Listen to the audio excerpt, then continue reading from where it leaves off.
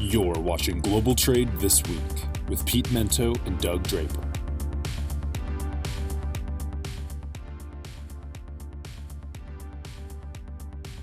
Hello, everyone, and welcome back to Global Trade This Week, brought to you by Cap Logistics. I'm sure you're all as happy as I am to see that the varsity is back on the field. We sent Keenan back to the kids' table. He's back where he belongs, playing with his silly putty and his Power Rangers while he waits for, after nap time to get his bag of fruit snacks and his Capri Sun, which honestly, I don't do a lot of sugar, and that sounds pretty awesome right now. But with me, as always, is the indefatigable. You like that word? I have no idea what that means. Unable to defeat. Oh, there we go. The indefatigable Doug Draper. How are you, buddy? Hey, I'm good. I want to give KB a little shout out. He did a great job. Kind of came together last minute. He's a good co-host. I liked it. I thought we pulled it off. It's sort of like going to a really high-end steakhouse and them saying all we have is chicken. I mean, I'm sure the chicken will be well done. I'm sure that all the other side dishes will be fantastic, but the people came for steak, Doug. They came for steak. So, well, he's got his hand on the butcher. I'm bringing Alice the meat today, so we can have a good time with this. He's got his hand on the button, so just be careful what you comment or wish for. That's fine. He can try to come up with this stellar content that I do week after week for the show with you. That's fine with me. Yeah. But I mean, honestly, C+ effort, which, for him, that's really high end of his scale. So you can tell he really tried. It's coming hard. All right. Yeah. Speaking of good content, we ready to kick this bad boy off? I think so, buddy. Why don't you let us know what's going on with our first topic this week? All right. First one. It is basically warehouse development bans in the Inland Empire. And when I read that, I was like, wait, what? It baffles my mind. So basically, here's the gist of it, Pete, and I'm going to take a pro and con approach. So it looks like there's cities and towns in the Inland Empire are putting these moratoriums on building and developing of warehouses, right? And it's 45-day bans. And the concept behind it is, okay, let us figure out what the hell's going on. How does all this growth impact our neighborhoods, the cumulative effect of warehouses, energy, trucks, pollution, things of that nature. So 45 days. Now, some of these cities have gone in and said, we need more than 45 days, which I'm sure all of them will eventually do. Some have put moratoriums 10 months out. So, it just struck me as odd, but things that come out of California are often such. So I read deeper. So here's my take on the pros and the cons, right? So for a ban, I kind of get it. Here's some statistics, or one statistic. In the mid-'70s, there was 160 distribution centers in the Inland Empire that encompasses many, many areas, but everybody knows, if you're into 40, know the Inland Empire. In 2021, 4,300 warehouses. So there's definitely a lot more out there than there were. Wow. So I get it. Yeah, huge. Under construction at this very moment, 33 million square feet of warehouse. Not what's in market, but what's under construction, right? So I get the cumulative effect, right? You got the congestion, the infrastructure demands, pipes, electricity, sewage, all that kind of stuff. Air quality, I get that. There's a lot of residential areas, and so the warehouse areas continue to encroach, right? Kind of like out here in Colorado, that people get pissed off whenever they're attacked by bears, even though they're building closer and closer into a territory that humans are not supposed to be in. So conceptually, maybe not the same thing, but I think you get the point, right? What's the balance between commercial and residential? But the bottom line, Pete, is that Southern California is like the Ellis Island of freight, right? That's the first line of defense. And all of that stuff goes into America, just like Ellis Island. So I kind of also understand that they're the buffer. They're They're the gateway. They're taking the brunt, if you will, of the incredible amount of volume that comes through that geographic area. So I get it. I can see the pros. Against is a short-term ban isn't going to do a whole heck of a lot. Can't accomplish much in 45 days with studies and things of that nature when you loop in different levels of government. They're going to go elsewhere, right? If they're not welcome, they're going to push even further east. They're going to push south. They're going to go in different directions, right? So if you don't want them and they're not welcome, they're going to go elsewhere. That could include just getting the hell out of the state of California. Then you got taxes and jobs, both direct and indirect impact. So that'd be the case against on why they're doing this, right? But here's the forward lean that I'm making a point, Pete, to talk about with all of our topics is it's just another reason for companies to second guess what they're doing there, right? I mean, California, and you and all know everybody's leaving. Denver is a recipient, and Colorado is a recipient of that. And Californians get a bad rap. I get it.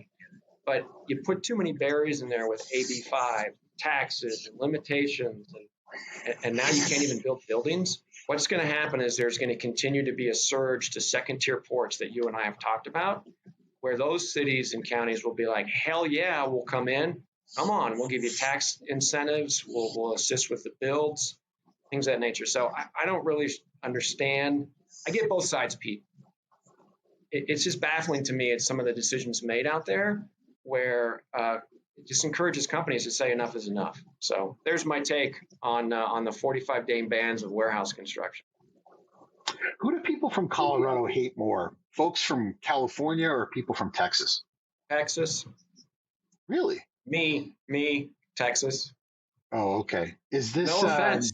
I lived in Texas for a while. I get it. It's all good, man. It's all good. I understand. Yeah, I love this topic for a lot of reasons. When I worked for accounting firms, my dream had been to stop doing trading customs and logistics and go to work for the practice that was called credits and incentives. Doug, I don't know if we've ever talked about that, but they're the ones that, like one of the firms I worked for, they negotiated where the NFL draft was going to go. So they said to the NFL, why do you do it in the same city every year? I'm like, well, convenience. And they said, well, what if we did it from different cities that we could bring jobs to them, get a tax credit? You know, there's a lot of opportunity that comes from that. I'm like, oh, never thought about it that way. And then for very large production companies, they would negotiate the best possible tax deal, funding for certain parts of their facilities. And I just thought that was incredible. And it really comes down to what you were just talking about. What is still drawing companies into deciding that they want to operate on the West Coast right now? Between constant fears of having to deal with port strikes, incredibly high taxes, outrageous congestion, and what has been a real problem with the rail over the course of the past, well, forever. And then regulation on top of regulation on top of regulation. And these are the sort of folks that will come in and say, it's time to have a look at someplace different, right? But what's always been going for the West Coast is geography. You know, it's the closest possible port as far as timing goes for products coming in for Asia. And I think that's kind of their, that's their trump card. And they might have played it out at this point. You may have gotten to the point where you have added so many other elements of cost and so many other annoyances, irritations to doing business there that you're going to see more and more companies looking at the Gulf Coast, looking at the East Coast, and then looking for other ports on the West Coast. Somebody with a lot of money is going to invest in Mexico, and they're going to find a way to bring that cargo. It's not that, take it from a guy who's driven a ship. Ain't that hard to turn right, man. And, a port is a port as far as we're concerned. And then from there, have an intelligent way and a secure way is probably what most of us are concerned with, right? To get that cargo in bond over the rail, over tractor trailers. Who knows? Elon Musk could build a tunnel from underneath the ports all the way to the West Coast. But more importantly, there comes a point, like when we talked about driverless cars and, where you say the cost of doing business now has gotten so expensive It's actually almost as expensive as doing it somewhere else. I don't see this business going to a Portland or Seattle. They have their own regulatory issues, or Vancouver, because again, the geography gets farther and farther away from where the infrastructure is. Someone is going to put some serious money into infrastructure, into a secondary place. When that happens, buddy, I worry about LA Long Beach and their ability to continue being that megaport that they've always been. It just doesn't, two and two are not adding up together anymore. Yeah. Oh, and by the way, Doug, I'll be dead when that happens because it's going to take a long time. We are so captured by probably 5 major ports in America, that we don't have much of a choice right now. Mm-hmm. Someone's going to take a lot of money, cut through a lot of bureaucracy and a lot of red tape to make it happen. That's not happening anytime soon. Yeah. Yeah. Great points. The boring company, I'm not sure that's really going to transpire, but I think the Mexico, you brought that up many times, Pete, and I am a believer in that as well, but it is definitely a decades plural type of engagement. So yeah, it's going to be tough. All right, man, flipping the script. What you got for topic 1? Yeah. So there's a lot of conversations that are happening right now about the future of retail, the future of e-commerce. And it really, it made me want to pause because I read a lot of these articles, Doug, and I'm sure you do too, where well-meaning members of the logistics media say things that are truly misinformed. They're clearly, they're not as engaged in what they're writing about as they seem to believe, or they're getting their information as journalists from really poor sources. So one of my favorite articles that's currently out is this speculation that it's only a matter of time before Amazon buys either Walmart or Kohl's. Have you read about this? No. I know the Kohl's relationship, but I haven't heard anything specific. Yeah. So, I had to buy a new computer recently. I got one from Amazon. It was a hunk of crap. I'm bringing it back to a Kohl's. I'm dropping it off. And as soon as I drop it off, I get my money back. Kohl's and Amazon have built a beautiful relationship that allows them to at least get 1 foot above when it comes to dealing with these returns. And then the idea with Target, everyone writes about is, could you put Whole Foods markets inside of Targets rather than their current infrastructure for grocery shopping?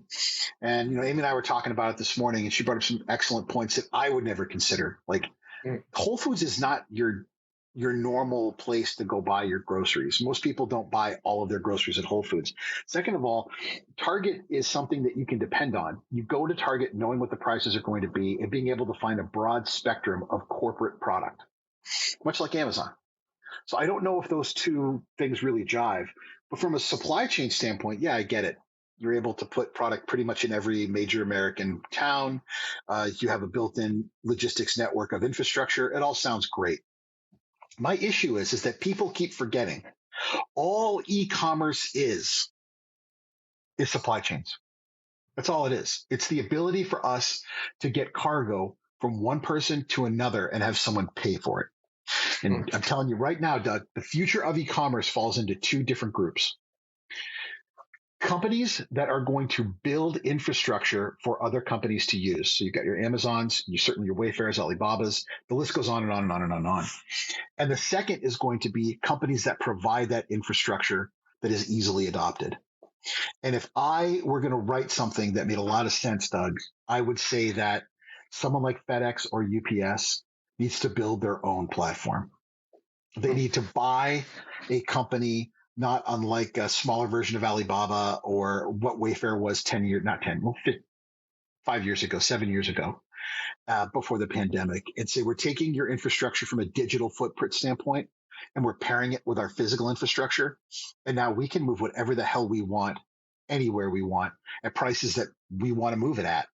And we have every other piece of infrastructure that we're selling to everyone else. Why are they giving up so much of the profit? Why are they handing over so much of the money they could be making when the real financial opportunity is to simply compete with an Amazon who doesn't exist without those 2 companies? You want to break Amazon in the United States? Simple. Force them to use either UPS or FedEx because the other one won't do business with them anymore. Force them to consider ways that they're going to have to keep their product in other people's warehouses that aren't associated and attached to one of those logistics companies. They'll weather the storm. I think it's a fascinating concept that really, when you get down to it, it proves the point. all e-commerce really is very well done supply chains. Yeah. That is a very interesting take on things. There's some transition going on with leadership at FedEx. Fred Smith stepping down. I get it. I just don't know if FedEx, UPS, they're just cashing things in with money. Yep. Like their core business is doing so well. And you've seen UPS, become laser focused by getting rid of their LTL division and selling that off to T-Force. From a shareholder standpoint, I'd be like, keep doing what you're doing and fine tune the machine that is the parcel economy. I get it. I love the angle of it, that those are the groups that can enter and create most disruption quickly. I don't know if they need to, right? If their shareholders are saying, let's make a better infrastructure for us, and let's make more money for our shareholders, and let's reinvest into our core competency. I just don't know if Wall Street's going to allow that to happen, but I love the concept. One of these major e-commerce companies will fail. Probably one of the Chinese ones that's really built up a lot of incredible technology. It won't be Alibaba, but one of these, it's very different, the platform versus Amazon, the way that they sell things. And when that happens, FedEx or UPS should buy one and simply open it up and say, we have an e-commerce solution for anybody who wants it. It's all set up, it's all created, and you will have better rates than anyone on planet Earth can provide you. Welcome to the new world of e-commerce. Sign here. And they'll laugh all the way to the bank. So most of the infrastructure you're talking about making better for them, Doug, is actually attached directly to e-commerce. Someone at FedEx needs to call me and Adele and ask us to build them a platform and then just put it on ice and wait and watch what everyone else goes through on returns. Because once the returns thing gets figured out from a procedural standpoint, then they just simply have to adopt it, put it in place, and tell Amazon to kick rocks.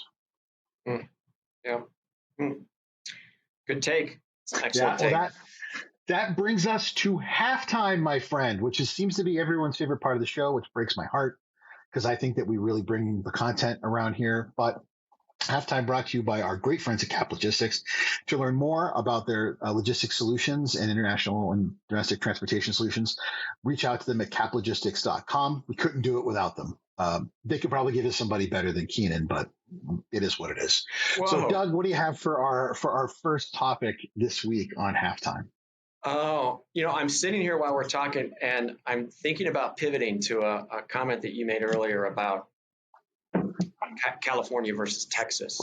So I'm going to shrink up. I'm going to shrink my initial halftime, then I'm going to give you some two takes on that one. So it goes related to my second topic, which is about water levels across the world are dropping, and infrastructure waterways are really taking an impact. And I guess if there's a positive to that, and that is one heck of a stretch of a term, would be kind of the quote unquote hidden treasures that have been out there that are being discovered. In Italy, I know there's some ruins and a bridge or something that they think that the Roman Empire may have built, the Emperor Nero. There's some Buddhist statues that have come to view that they think are 600-700 years old. But the thing that catches me is, so those are things across the globe. Italy has, the Roman Empire and Buddhists and whatever. And what does America have? Dead bodies in Mead, Lake Mead, right? Abandoned cars, dead bodies. That's the only thing. It's and the funny thing to me, Pete, is they're like, well, we're finding dead bodies and 5 sets of human remains and blah, blah, blah, blah, blah. And then this is what's the most comical, Pete, and I'm just going to leave it at this. The rumors say it could be tied to mob activity from Las Vegas.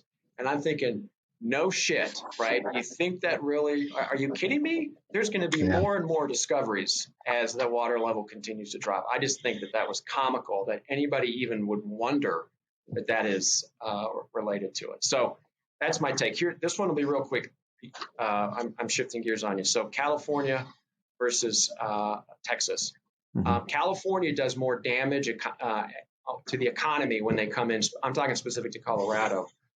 because they come in with a lot of money. They raise prices. Rising tide raises all ships. So they can provide more damage. But individuals and the one-on-one, it would have to be Texas. And I know there's people out there that, I'm creating a little controversy because I want people to make comments on our post. But here's the deal, Pete, and Keenan and I were talking about this. It's about 100 days till the ski resort opens. So I'm going to give to you a picture. I'm going to paint a picture to you of what a skier from Texas. So first of all, they have their jacket wide open because they have no concept of how things change temperature-wise. So it's all cold, and then the jacket's wide open. They hold their poles out very, very wide. They have jeans, and they carry their wallet just in case, right? So their wallet's hanging out of their jeans. Things are Scotch guarded. There's no concept of ski pants. Everything's tucked into their boots. So their boots are sitting out there, and they're not tied very tight because they don't know how to wear them correctly, and their feet hurt. So the last thing that they say before they get off the run to go down looking like a fool is, "Hey, y'all, watch this." And then they just go flying down the slope, make no turns, run into people, and create chaos. So that is your typical Texas skier. And I don't apologize if I've offended some folks because they are all over the slopes every season. So that's the negative for Texas. The economical impact is the negative from California. That's a double whammy on the halftime, Pete. Thank you for allowing me to. No problem. Yeah. On behalf of all people from Texas, you can kiss our ass. How about that? All right. Fair enough. So my halftime is an interesting one. For those of you who follow the news, on Friday, 900 people were laid off from Wayfair. And guess what? I was one of them. So what had been a relatively stressful couple of months dealing with everything from, contract seasons, all the complexities and difficulties of a modern supply chain, which we talk about every week on the show, to succession planning, really came to a head when I got one email saying, "Hey, surprise everybody, we're laying off 900 people today, 5% of our workforce." Followed up by another quick email that said, you're either going to get a quick email that says you still got a job or you don't. So that's the way that it went. And I was drinking my coffee at Starbucks, and I got the email saying, "You have been impacted by the layoffs." It wasn't just me. It was a lot of the fellow leaders that I work with. And there's two things that I really wanted to focus on here. First is, if you go on LinkedIn right now, the number of people whom I worked with that are still at Wayfair that love to say in their LinkedIn messages, "Hey, feel so bad for everyone. If anybody knows about jobs for them, please let them know." That was very nice. Sincerely, I think that was a very nice touch. And the second thing, Doug, is I have, in all of the years that I've bounced around jobs, and I've always, and I tell everyone this, if you want to get paid, you have to go where your talents are appreciated. That's the whole point of free agency, right? So if you're not getting paid what you want for the job that you're doing, it means you have to find someone who's willing to do it, which is why I've had, I think, 10 professional jobs in a 30-year career. Now, I've never, ever been laid off. Been fired. I've certainly quit. I've never been laid off. And I got a lot of free time all of a sudden here, so I'm already on interviews. I have one tomorrow with a pretty big company. I have 2 more on Wednesday with massive companies, and then another one on Thursday and one on Friday. I mean, it's my first day back to work since it happened, and people are coming to me, not the other way around, which is a nice feeling. But not realizing you weren't going to have a job and just waking up in the morning, I got to tell you, I haven't slept this good in a long time. I'm excited to go back to BJJ practically every single day and watch a lot of rugby and continue to plan the wedding. So it's a weird feeling for me, Doug. So ever been laid off before? No, I have not. No, yeah. My job, numbers of jobs has been relatively small compared to you, but I don't know, Pete, does it feel, how's it different? Is there anger, disappointment, or excitement? Well, the difference when you get fired from someplace or when you quit, right? If you get fired, there's a lot of anger there because you generally don't agree with what happened. And I was young, so everything made me angry back then. And then when you leave a job, there's this feeling of joy, like, yes, I'm out. But if you didn't really want to lose your job, and you do, it's deflating. If you felt like you were on the right track, felt like you were doing great things, and then it really comes down to dollars and cents or whatever other reason that they happen to quote on it. It's a feeling of the best way I can put it, Doug, is you say, if they don't want me, I don't want them. It's not like getting dumped. It's almost like getting ghosted. The phone's just not going to ring anymore, but maybe you're better off without that person. So that's how I'm feeling. I'm interested to see if I stick with e-commerce. I don't know if I will, Doug. I have a real deep affinity for the forwarding world and for customs, and I think I'd like to get back to doing what I'm known for. So we'll see. If for the next couple of months, I'm going to get married. I'm going to go on a honeymoon. I'm going to spend time with the kids. I'm going to watch a lot of rugby and, do what I actually love instead of slinging furniture. Cool. Well, your pedigree speaks volumes that you just said with your week out there. So I'm sure you'll land on your feet, and we can't wait to see where the hell that is. So I don't know. I think Draper and Mento sounds like a good name for a forwarding company. So maybe we'll just do that. There we go. Yeah. And I appreciate you putting my name first. Alphabetically. Yeah. Okay. Fair's fair. So, all right, man. Here, my second topic is related to water that I spoke briefly about. And this was specific to the Rhine River in Europe. We've heard about rivers all over the world. And it really put in perspective to me, Pete, because everybody's so focused on ocean. We talk about trucking and land, moving goods via the land and the ocean. But there's a lot of commerce in movement on rivers and inland waterways. I think people may not realize that even along the Mississippi, it's not, consumables that you and I would be buying on the shelf, but it's the BASF model. They don't buy the things you make, they buy the things you make better. So I think we're going to see that. The Rhine River gives me a little bit of pause just because of the craziness going on out in Europe right now, right? I love this quote. So first of all, lowest levels since 2018. The water levels could hit a record low of 25 centimeters very soon, which is insane how small that is, and things can still move on it. But this is a quote from a barge company out there. It said, I'm reading it directly because I read this. I'm like, that is freaking awesome. For reasons of safety, we shall largely discontinue our navigation on the upper and middle Rhine. We regretfully have to point out we can no longer guarantee or meet all deadlines. In accordance with our terms and conditions, we no longer have any obligation to transport commodities. Wow. We no longer have any obligation. That's pretty rough, man. I know. I read that. I'm like, that is a OG move. That's a big baller move to basically say, you know what, we'll do what we can, but it's not our problem. See page 9 of terms and conditions. Right? Yeah. Mm-hmm. I love it. But in all seriousness, it's crazy. So here's my take on that. I had some other stuff I was going to say, but is the climate change the next supply chain disruptor? Right? We're hearing about this all over the globe with specific to low water levels, right? Emissions and things of that nature are big. But you know what's going to smack you right in the face is when there's not enough water to move things through waterways that most people didn't even know were used for those purposes. So my question to you, Pete, is climate change the next major disruptor in our industry? I will not go so far as to say it's but it's a major disruptor. And for a number of reasons. So first of all, the number of regulations that will be put into place to manage it. So you've got so many new regulations that the United States is either passing or agreeing to, international accords that they're agreeing to, that the entire West is agreeing to, that China, as an example, is saying, I don't think so. So what does that mean for international relations? What does it mean for consumer confidence in certain companies? But more importantly, those regulations are causing everything from scrubbers on vessels. Let's start there, to, the way that aircraft actually manage their jet fuel, manage how it's loaded onto the aircraft, manage how it's actually used, the expense of all of those things because of these regulations. It's going to make the price go up and up and up and up and up.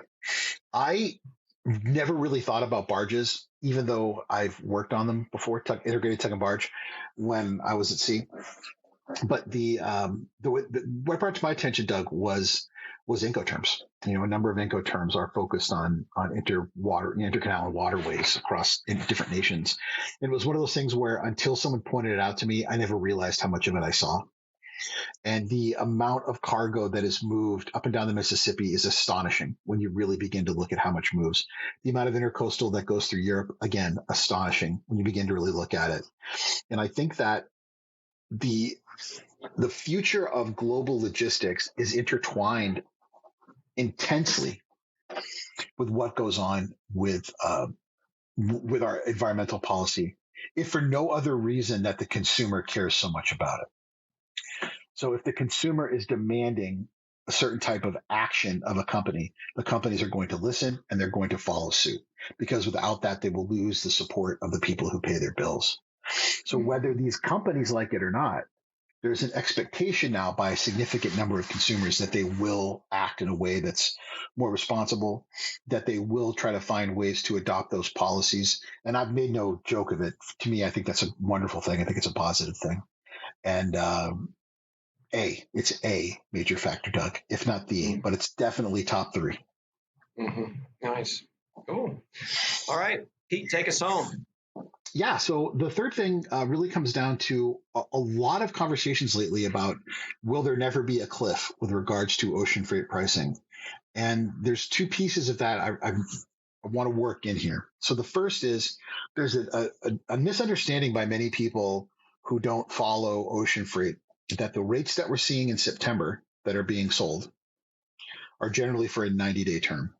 So the things that we're going to move or that are going to move in September, they're going to get there in October, early November, at the very, very, very, very, very tail end. These are the last days of your ability to, with authority, move cargo and put it in place properly for even in the most advanced of supply chains for the holiday season.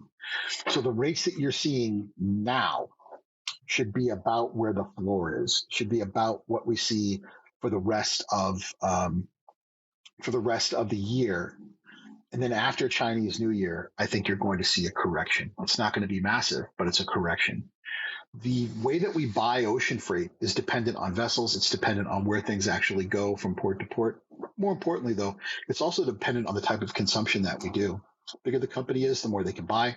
The more consistent their actual spend is, the more consistent their desire to move things across borders. These smaller companies that are buying on the spot and getting lucky right now are going to find that the consistency of the rates following Chinese New Year should be almost mind-numbingly boring, Doug. We're going to get to a point now where you kind of know where the rates are. They fluctuate between $1,000, so let's say the rate is being $5,000 container to the West Coast. It's going to fluctuate between that 4,300 and 5,500, let's say, for quite some time, because the ocean carriers are bringing in more capacity, but they're also going to be getting rid of the old stuff for the very reasons you just talked about. There are international agreements and accords that have been signed that these ocean carriers are going to operate more environmentally friendly vessels that will have scrubbers. And they've put that investment into these new vessels. They're going to take the old vessels they have not put the investment into out of service. And that's going to mean continued capacity issues. We're where we're at now because they've done an excellent job of blank sailings, not calling on places and canceling sailings. We're going to remain here for the next couple of years as they take capacity out of the market and replace it with newer vessels that give them tax credits, that give them all kinds of other ways to help to, adapt inside of the structure of how their finances work. Anyone who's expecting this great cliff to happen on ocean freight prices needs to get their head examined. These ocean carriers are operating as one. Not only operating as one, but they're being incredibly smart about how they make sure and maintain that only so much volume is able to move, and that capacity is firmly in their hands. Someday it's going to be a hell of a business case study. But Doug, the rumors of a cliff happening in ocean freight rates going back down to $1,500, $2,000 for a 40 to the West Coast, that's done, buddy. That's never happened. Mm-hmm. You say business case study. I say mafia movie, right? I'll come up with some catchy catchy name of the movie when I put in the thing here. But yeah, I think you're spot on.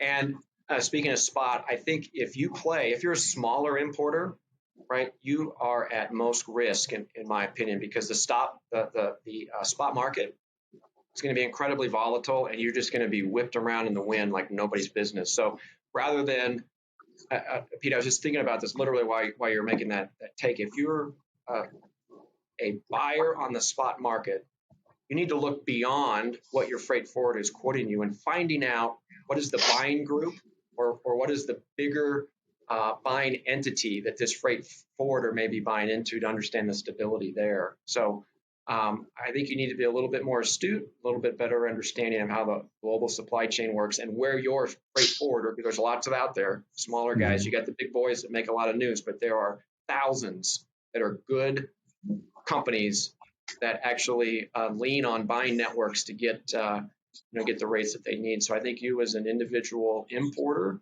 that's in the spot market, you have to look beyond what your freight forwarder is saying to understand what they're up against in the spot market. So I think you nailed it. It's not going back. Doug, if I could just add one little piece of it before you close us out with this. My advice to small to medium-sized consumers of freight has always been 60-40, 70-30, somewhere in there, depending on your ports. You still need a contract or have long-term rates that you're comfortable with so you can do some planning. Let's say 60%. But you should always be playing the spot market. Always. Because there's something out there. There's always bullet rates. There's always something that comes in from the forwarders that you're going to be able to actually manage and manipulate. Putting all of your eggs in one basket and saying this is how we buy our ocean freight is probably a mistake.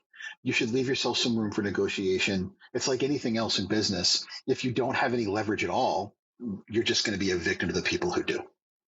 Mm-hmm. Yeah. Excellent. Excellent way to send us off for this week in Global Trade This Week. As always, Cap Logistics pushes the button and turn the levers, as we say. We wouldn't be here pontificating and having fun without those guys. So please visit caplogistics.com when you have a chance to talk about their services. And I think that's a wrap, Pete. It's good to have you back. We could keep talking. I've got nothing else to do other than go watch how hot Amy is while she folds laundry. Like, I have nothing else to do. So if you want to do like 9 more topics, but I guess Keaton probably has to get back to recess, so we should let it go. Yeah. Well, think of a logo for Draper Mento Forwarding LLC, and you could put that up. Big Chief tablet and crayons. Everybody's going back to school now, so you should have plenty of them sitting around at your store. Big Chief tablet. I forgot about that, man. Yeah, and the markers and the crayons. So we'll see. We'll have to see what we come up with on the next show. Quick shout out before we go. Nazareth Rugby, everybody. If you're not a rugby fan, you become one. Division I rugby. They got a scrimmage on Tuesday against Fairfield. Hudson, of course, is playing. He's a freshman. He's been going 3 practices a day, working his ass off. Really proud of him. Want him to know that. I doubt he ever watches the show. But for those of you who are big rugby fans, need to watch out for the big lock, big 8-man that's playing at Nazareth. He's going to crush a lot of skulls. And for everybody who's going back to school, everybody who's getting back into their life as both a student athlete, be safe, study hard, take care of your teammates. You got it. All right. Everybody, thanks for watching the show this week. Take care. See ya.